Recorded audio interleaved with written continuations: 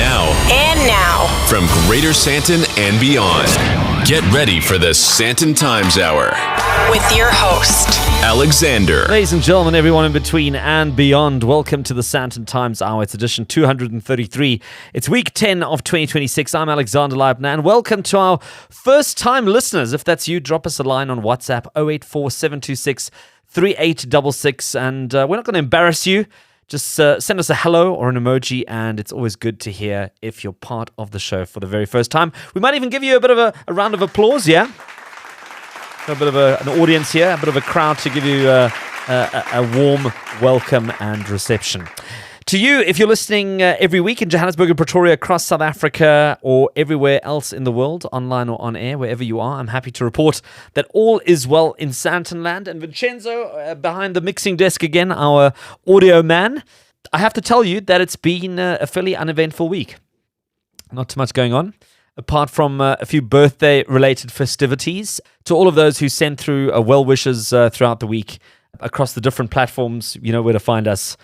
Thank you very much, and they are much appreciated. So, we go straight into what's coming up in the next hour. I'll be revisiting the ongoing issue of property hijacking in Sandton, and I'll be taking a look at a recent series of Carte Blanche investigative stories that have been going out on a Sunday night, so don't miss this.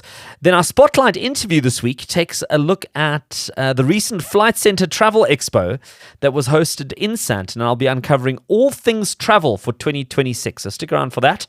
As always, I'll then catch up with our regular entertainment commentator to take a look at the latest entertainment releasing on your screens this week. And finally, I catch up with South Africa's newly crowned Chef of the Year.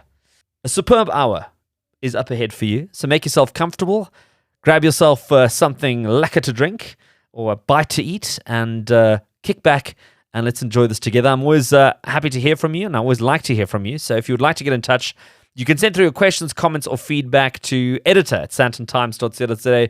You can connect on social media at Sandton Times. I gave you the WhatsApp number, 084 Sandton.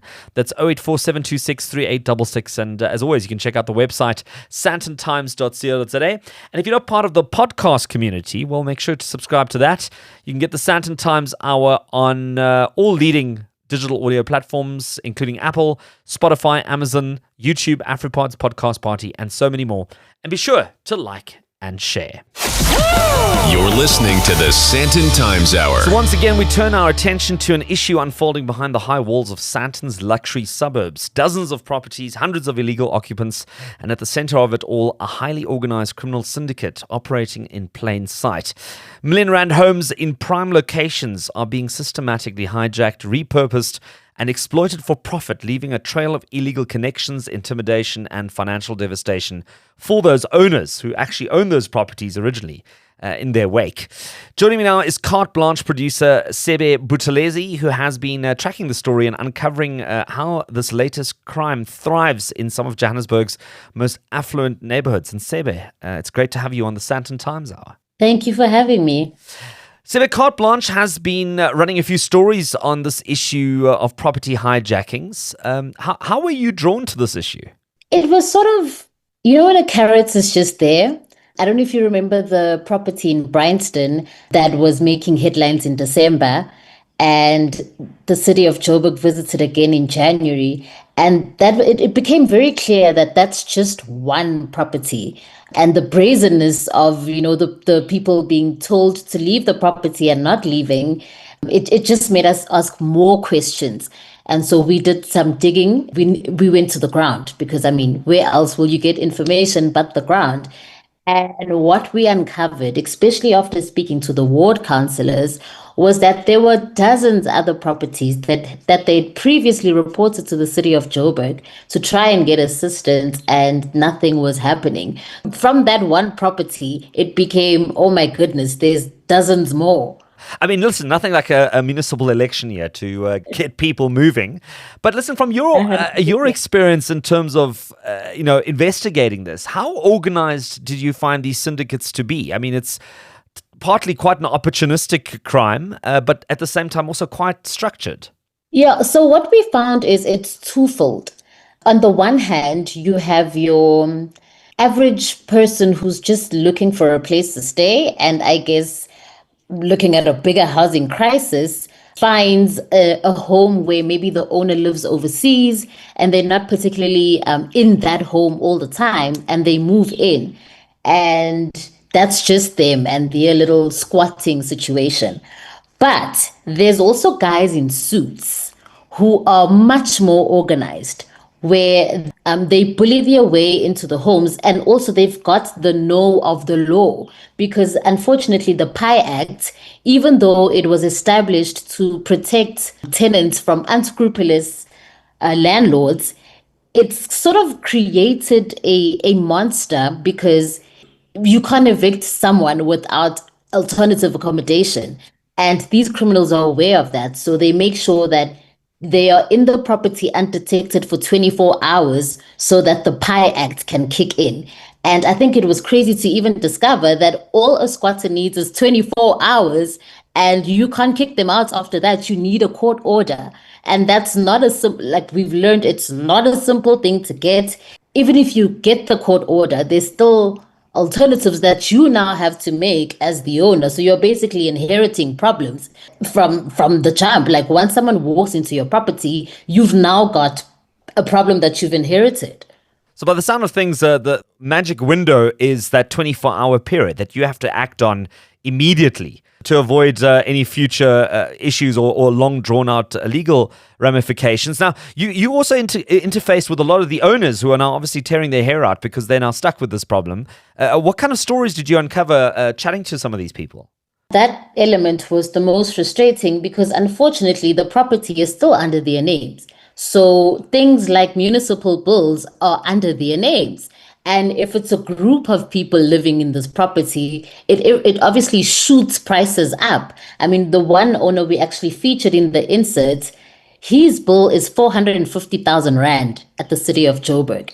This is for a house that he does not occupy. So he does not live there. And yet this is how much he owes. But also there are tenants on the property. There's a landlord in inverted commas on the property who's benefiting. So that landlord, the hijacker, is collecting rent from the tenants but not contributing to any municipal bills, yet the original owner is the one who now has to foot this bill. And so just hearing about that frustration and, recognizing that this is just but one story of a bigger issue where we know of like more than 60 other people who are sitting in this situation. It's just a mess. And it's also frustrating because there are bodies in place that are supposed to, act swiftly to avoid all of this or to sort of rectify all of this, but it's just not happening. So is it a matter of being under-resourced, or is there just not a willingness to get involved? I think it's a bit of both. I mean, take the city of Joburg, for example. They have an anti-hijacking unit. I mean, by the name itself, you would assume there'd be less hijacking if there's a whole unit dedicated to, rooting out this thing. But what we found is, even in our interview, there was uncertainty on the number of properties, firstly.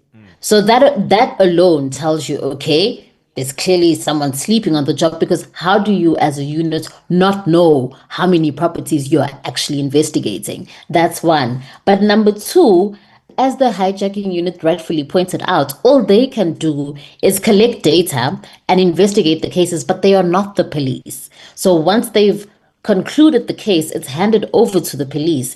And there again, we're seeing almost a dragging of feet in terms of now they're acting, because it's only the police that can get the right paperwork to execute the eviction. They are the ones who essentially lead a raid where the eviction takes place. So we're seeing almost a breakdown in communication of the different bodies that need to work together to eradicate this problem. Do you feel as a producer that you've covered the story now for 2026, or do you have a feeling that this might be one that you might be seeing a couple of more times throughout the course of this year?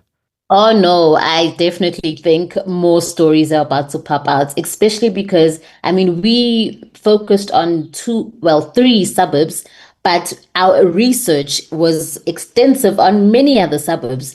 And it's not just a Sandton problem. Our focus may have been Sandton, but it's not just a Sandton problem. We're seeing it across the province. I definitely think that even the other areas are about to get into the spotlight as well, because I think it speaks to a broader housing crisis that we're facing, not just as a province, but as a country.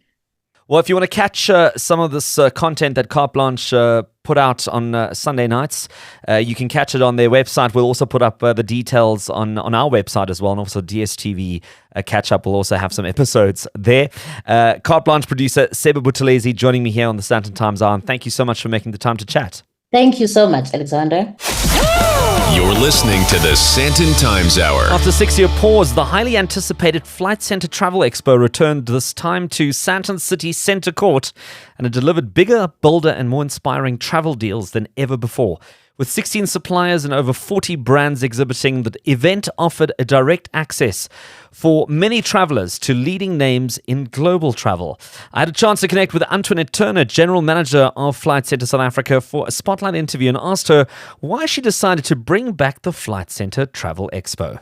People that know me very well, this was like my absolute favorite weekend of the whole year was the Travel Expo. And I think it's just to stimulate the market. I think that's very important. And customers, to get them to talk about travel for a whole weekend, which is one of the main reasons why we do it. We've got our best suppliers in, we've got some amazing exclusive deals, and all of them really is just to put it under one roof and talk about travel and selling travel for our customers. Mauritius has overtaken London as one of the big international destinations. We're also seeing places like Singapore, Doha. They've really come into the top 10 right now. Locally, Hoedspruit and Mbombela are now becoming very popular destinations. What do these shifts tell you about South Africans, and how are they redefining value, convenience, and the whole experience, both long haul and locally? So for Mauritius, it'll be a South African favorite forever and forever, and with good reason. It's a great value for money, gives you a little bit of luxury. It's not too far from home. It's all inclusive. You can do breakfast, you can do half board, whichever you decide as a customer. Locally, we've got a beautiful country. That's also why local does so well. And I mean, like, who doesn't want to spend time in Hoedspruit, actually? Cape Town still, North Coast, South Coast, really an amazing country to have domestic holidays. We're seeing a lot of trends coming through, some weird and wonderful destinations, which we are very proud of. We're seeing a lot of Japan coming through. We see Antarctica, Iceland. In the expo specifically for the last 2 days, we've spoken a lot about different destinations, a little bit of adventure that pops in there that the customers would do, but that are now very, very keen for. Cruising has seemed to have made a big, I don't know if the word's comeback, but it's certainly growing. I mean, we're seeing some international brands growing at double digits out of South Africa. Local cruising remains very popular. Why do you think South Africans are latching on to the idea of taking a cruise rather than a resort or a hotel holiday? It's value for money. That's what it comes down to. You book a cruise before departure, you get there, it's all inclusive, it's all your meals included.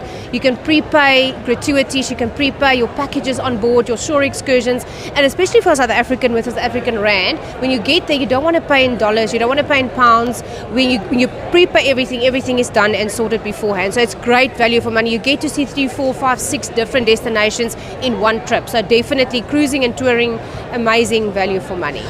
Talking about rand friendly, it's also about the lead time in terms of how far in advance you book your trip, and looking for those rand friendly travel destinations. Are there any specific destinations or booking windows where you're seeing exceptional value right now? Yes, I think that comes back to the touring and cruising specifically, and the suppliers did so well after COVID, and that we kept deposits on file. We made sure that we were able to resell to customer. We've got normal repeat customers value. We've got back-to-back cruising values, and that comes through the scope. I think it's just overall great value for money. When you see us, what you pay. There's no surprises that pops in everywhere. So I think it'll stick to that. Visas remain a big challenge, but I know there's also a couple of new countries that come online that have made it easier for South Africans to visit with the green passport. Mamba. Yeah, green Mamba. That's right. What practical advice do you have for South Africans trying to navigate the whole visa process, and which countries are proving to be very popular because they're making it easier for South Africans to visit? Turkey is definitely one of them. It's easy. It's a visa upon arrival. We do it online. for South Africans, the trick with visas is always to make sure that you do it in advance. So the second you start booking travel in advance, you get better deals price-wise, and not just the price, but also planning. If you know you're going to go to Canada, you need to know you have to have months in advance to make sure. So it's just the planning phase, and that's why we've got travel experts. You need to come through to them. They know exactly what the backlog is for each specific visa. But yes, there's definitely Thailand. It's amazing just because you don't need a visa to get to Thailand. So Asia's great. The ones that you can do pre-hand, there's a lot of visa upon arrivals that we get, but our consultants will manage and navigate that for you. With the era of scams happening in the travel space, I mean, we're hearing so much of people who've paid massive deposits. They get to the day of their travel and nothing's happened. How are you trying to educate travelers and also assist travelers with booking their trips with the right operator and making sure that they're getting what they're paying for? I think that's why it's so important to book with a travel consortium that's got credibility, and it's so unfortunate and sad in the market that our customers get scammed out, and that's why we have travel experts in the business, and we only deal with preferred suppliers across the board. So every supplier that we sell their product on is preferred suppliers. They're credible. There's no losing your money or funds, or when you pitch up at a specific destination, your booking is not confirmed. So very important, you need to make sure you book with credible suppliers across the board. As someone who's at the head of such a big travel operation, what are you seeing the temperature of the South African travel market looking like? Is it growing? Are we seeing more first-time travelers coming online? Or are we seeing that same core just going to different destinations? There's definitely a little bit of a trend change, and it's probably more just by when our customers are booking. So we've got a whole mixed bag. We've got the youth coming through. AI obviously plays a role, and that's why it's so important to make sure that you book with a travel agent that's been there before. They've experienced our customers' experiences, which really is what it's all about. Do you have any tips for anyone planning a trip in 2026? Yes, I think for me it will always be do it as long in advance as you can. Pay a deposit, secure it so long, or book and pay in full if you know. We see a lot of customers are booking and traveling within 60 to 70 days now. It's not that far, 6, 9 to 12 months in advance, and that's really when you get the best prizes. It's still the same market that we have always, but we can definitely see the older market coming through, cruising and touring also massive for us. And yeah, it's always a mixed bag. Customers, but our South African customer wants value for money. They want to make sure that they get the best deal and they travel to the best destinations. In terms of this year's expo, having done it previously for quite a few years, have you seen any interesting new developments or anything that surprised you? Just, I think the destinations that's coming up that people are asking for, not your old traditional Mauritius or Indian Ocean Islands. There's definitely new, exciting destinations popping up, which is amazing for us to sell.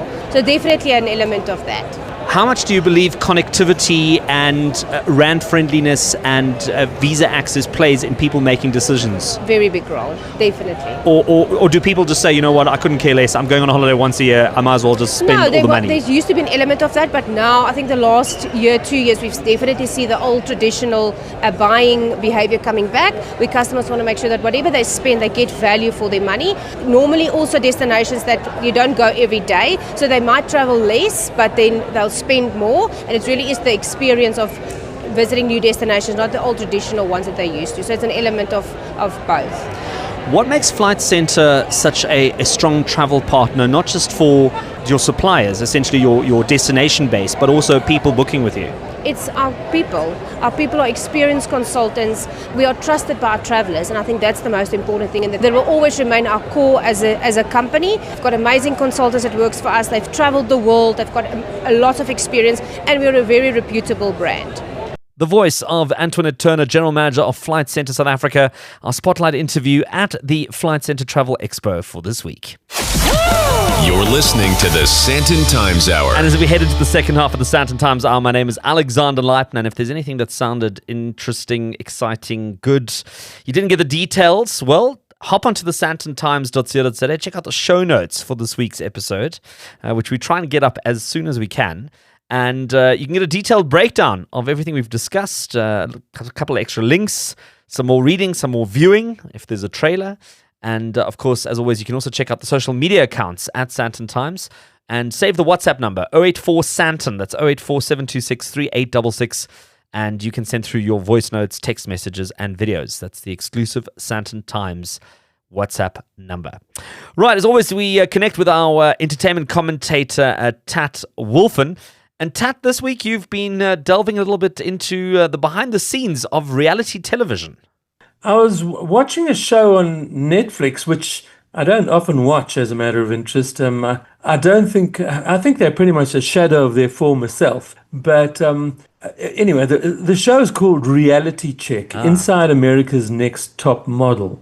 It goes behind the scenes of so-called reality show, which was called America's Next Top Model, which was a creation of Tyra Banks's. As with all reality shows, it's not real. It's not real reality because these things are so engineered and structured and manipulated. So it's all about these young hopefuls, and Tyra Banks's whole pitch was that all of the top models were thin white girls, and we should be looking farther afield and looking at all different kinds of models and giving them the chance to become a top model, okay? Yeah. So they audition hundreds of people, and all these girls go forward, and their parents should have warned them that firstly, modeling is a shallow and dangerous world.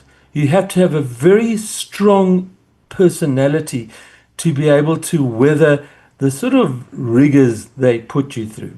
You know, because whether it's a reality show like this or even normal modeling, you have to be prepared to be standing in front of someone who's chewing her pen, and she looks at you and says, like, you know what, your teeth are ugly and you have funny ears and you're too tall and skinny or whatever, you know, and that's what they do to you, because modeling is all about your exterior body parts that you have no control over, that, you know, and Genetics. Genetics, yeah, and they don't care about your personality or whether you're a decent, caring person or whatever. It's all about this frame that you occupy. Yeah. All I can say is that I hope AI puts models out of business, because, as I said, it's a ghastly industry, and the sooner they just have AI models modeling stuff, the better. And that's before AI puts the rest of us out of work as well, I guess. Yeah, look, I mean, like you say, it kind of protects people from what is the harsh reality of modeling. I also had a chance to watch the series. I was absolutely thrown off my chair when I started watching this, because, I mean, the thing with reality TV is that it doesn't really show you the reality of what's going on behind the scenes. And I mean, this show just took it to the next level, and it escalated so dramatically from a show that became a hit in its first season to the time it actually finished, which I think was like season 17 or season 24 or something. You know, they had to keep raising the bar, and it became a bit like they used to have gladiators fight in the Colosseum. I mean, the more ridiculous, the more obscure, the more brutal. I mean, there were decisions that were made during some of those productions where you just think, how on earth was this ever approved? Downright cruel. Downright cruel. And, you know, in decades gone by, there used to be freak shows at carnivals where people could go and point at people and laugh at people, which is unbelievably cruel. But that's what happens with today's reality shows. Even if you think of shows like Idols, they have these auditions where they put people on that they know are bad, and they put them on those auditions so that people can sit at home chewing popcorn going like, what a stupid person, what an ugly voice she's got. Yeah. You know, says the one who can't sing any which way.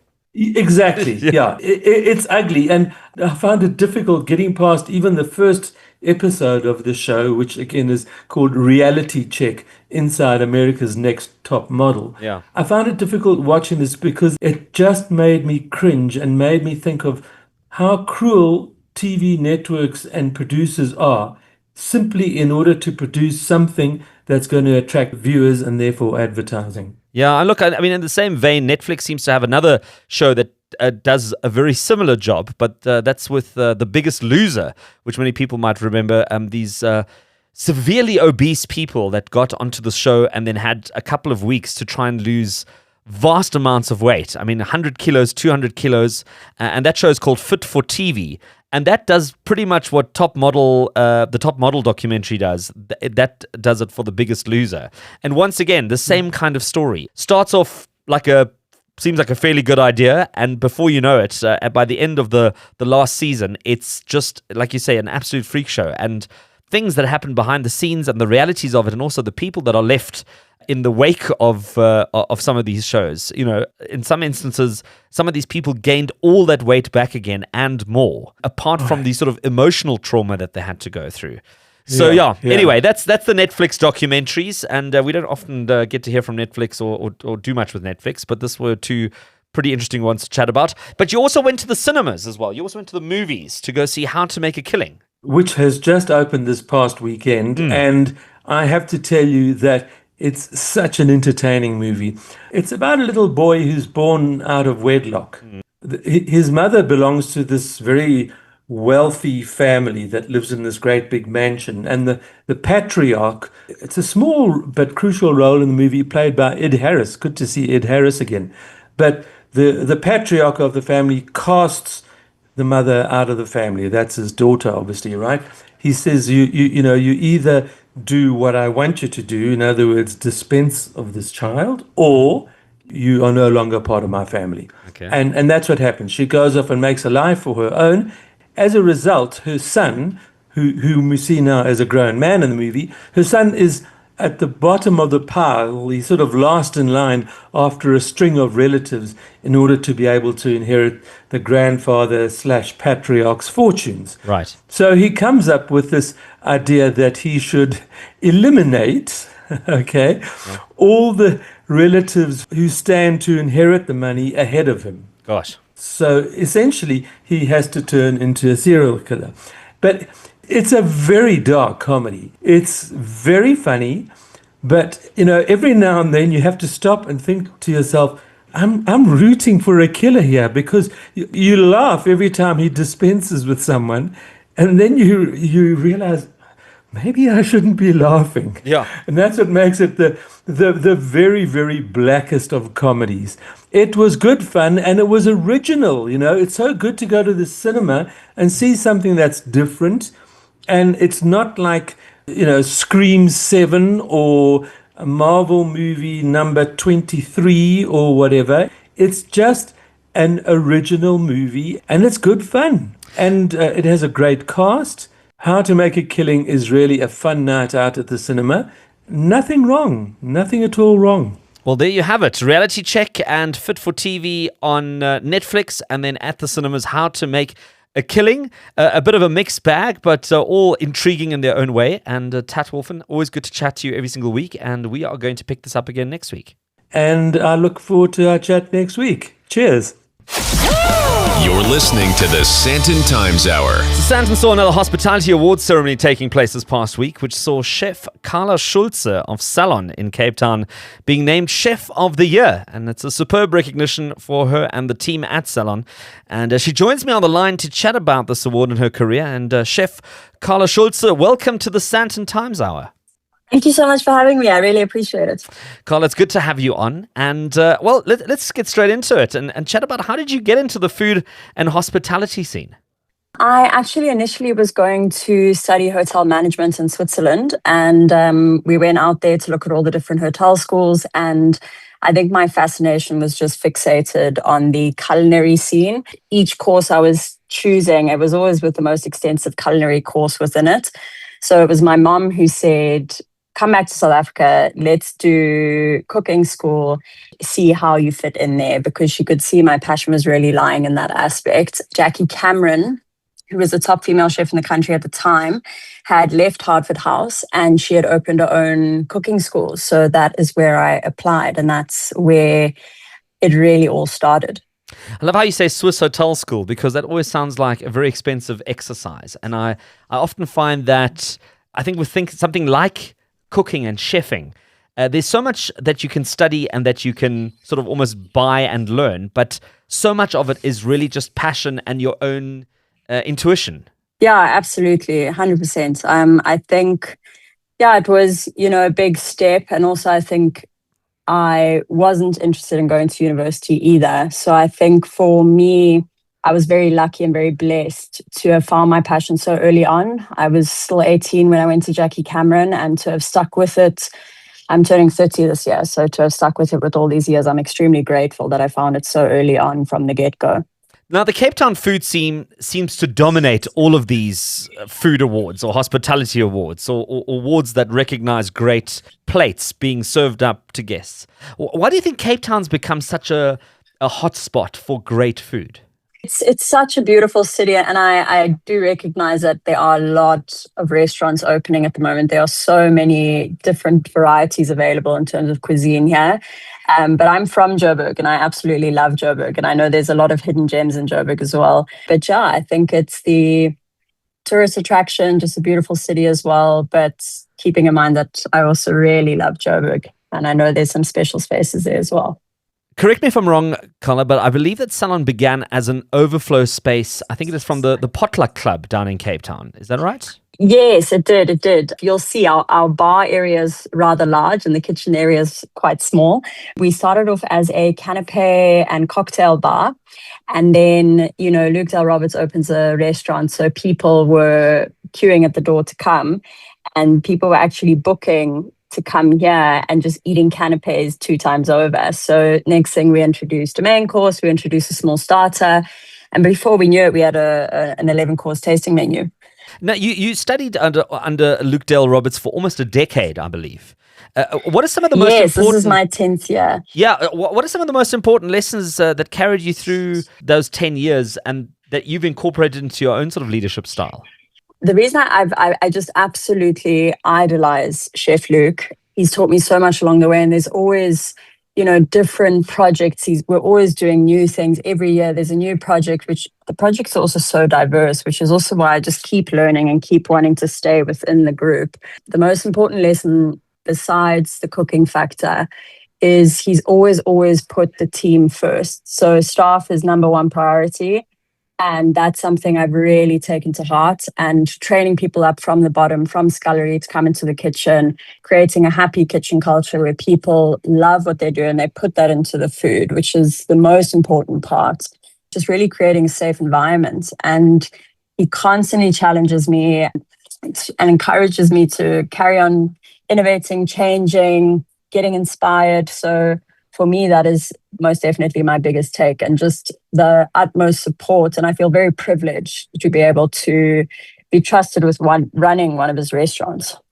I believe you also speak about kitchen culture translating directly onto the plates and the dishes that you serve to your guests. What kind of practical steps do you take to maintain a happy and focused kitchen brigade, especially when things get a little bit heated? We encourage a lot of support amongst peers. So there's no one section's still prepping alone while everyone's outside having staff meal. We train, and it's also, I think, so important, for each chef or each person. It's not just they come in and they worry about their section. It's important that they carry on learning, that they're looking at other sections, that they're understanding the support, that it is a difficult job, and to be able to give a helping hand, it makes the day and the life just easier, and I think by teaching them and showing them all the different sections and stages of things, they're able to jump into different sections, they're able to grow. And, we've had a lot of our team has been with us for a very long time, and I think they also feel the growth within themselves. My head chef Dylan and I take a lot of time to teach them, show them, even if it's small things like stock take, teach them how to do it, show them how to do it, so they really feel the growth within themselves, and we really acknowledge it as well. Now, being crowned a Chef of the Year, does that put a lot of pressure on your shoulders now that there are sort of higher expectations of people coming to dine with you at Salon?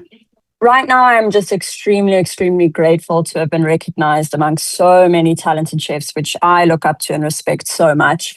So I'm really just embracing the moment at the moment. And I'm extremely grateful for my team, because I wouldn't be here without them. So for now, we are doing what we do, which is a lot of love, beautiful food, and just hoping to create an amazing experience for the guest.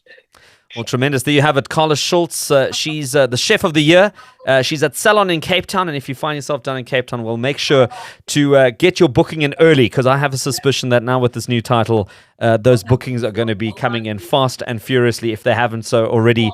But Carla, congratulations on the title. And it's been such a pleasure having you on the Sandton Times Hour. Thank you very much. I really appreciate it. I'm very grateful.